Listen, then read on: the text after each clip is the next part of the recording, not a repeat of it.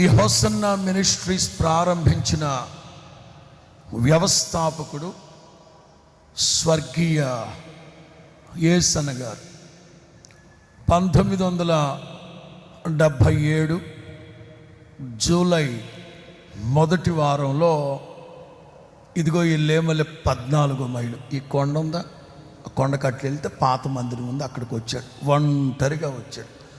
అప్పటికే 10 సంవత్సరాలు పరిశుద్ధుల సహవాసంలో సేవ నేర్చుకున్నాడు.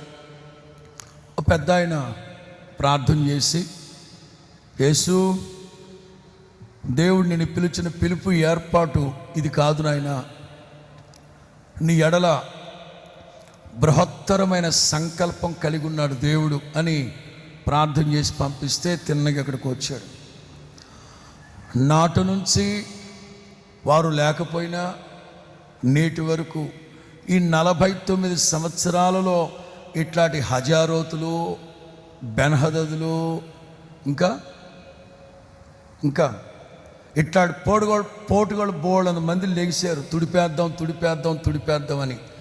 నా దేవుడు కరుణ వాత్సల్యము కలిగిన దేవుడు, అత్యంత కృపా బాహుల్య భరితమైన నా తండ్రి నేటి వరకు ఈ సంస్థ మీద శ్రద్ధ నిలిపి ఉన్నాడు. ఆయన నమ్మినోళ్ళు చప్పలు కొట్టచ్చు, విశ్వసించిన వాళ్ళు చప్పలు కొడుతూ విశ్వాసంతో చెప్పండి, రోషంగా ప్రభువుని స్తుతించండి, స్తుతి మించి కేకేయండి. యేసు నామములో ఇట్లాంటి హజారోతులు బోళ్ళ మంది లెగిశారు. నా దేవుడు ఈ సంస్థ పట్ల శ్రద్ధ కలిగిన వాడై అక్కసుతో లేస్తున్నారు. చాలామంది కక్ష కట్టుకొని లేస్తున్నారు, ఒంటి కాలు మీద లేస్తున్నారు. ఎంతమంది లెగిసినా ఇది మనుషులు స్థాపించిన వ్యవస్థ కాదు, ఆకాశమందున నా తండ్రి దీనికి పునాది వేశాడు అని చెప్పడంలో ఏ సందేహము?